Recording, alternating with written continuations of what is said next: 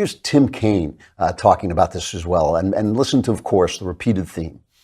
It is on the rise, and the president should call it out, but sadly, he's not doing that. We saw in the aftermath of the horrible attack in Charlottesville that he tried to say that the white supremacists, neo-Nazis, neo-Confederates there were just, good people. But when you see church shootings in Charleston, a synagogue shooting in Pittsburgh, you see this hate-filled manifesto of the shooter in New Zealand who is murdering Muslims.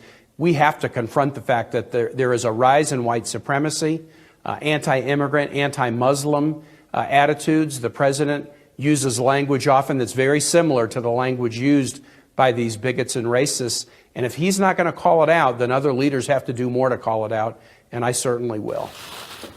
So both of these guys reference what the press has worked overtime at making a mythology about Trump saying that both sides had good people, meaning there were good people among the fascists who invaded Charlottesville. Let's remember what this was about, Charlottesville. There was a local argument about whether a park should be named after Robert E. Lee and a statue of Robert E. Lee should be taken down. It was a local argument. That's a perfectly fair argument. You're a black guy who pays taxes and you don't want to take your kid to Robert E. Lee Park. You have a side in that. You're a man who's proud of his Southern heritage and thinks Robert E. Lee should still be remembered. You have a side. That's a local debate. These fascists, white supremacists descended on the town, and these fascist Antifa people who call themselves anti-fascists but descended on the town with clubs ready to start violence. They came together and there was a clash and a woman was killed by one of the white supremacists. Trump was asked about this, and he was talking about the clash over the statues. And this is what he said as they were shouting him down. The press was shouting him down because heaven forfend that the president should be heard above the voices of Jim Acosta.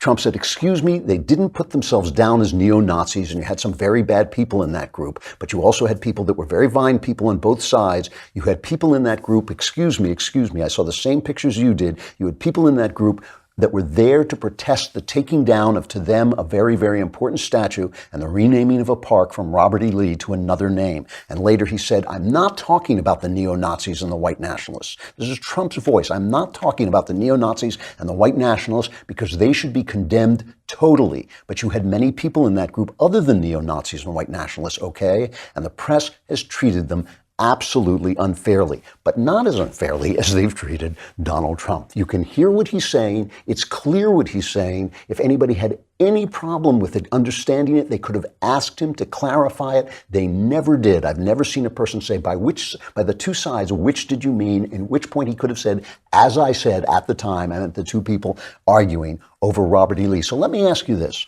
If this shooter did not approve of the policies of Donald Trump, but he approved of him as a symbol of white supremacy.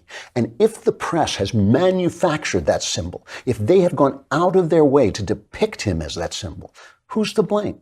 Who the hell is to blame if this is what this guy saw, because they have worked and worked and worked to make it seem like it's so, when it obviously, just from reading the transcript, is not.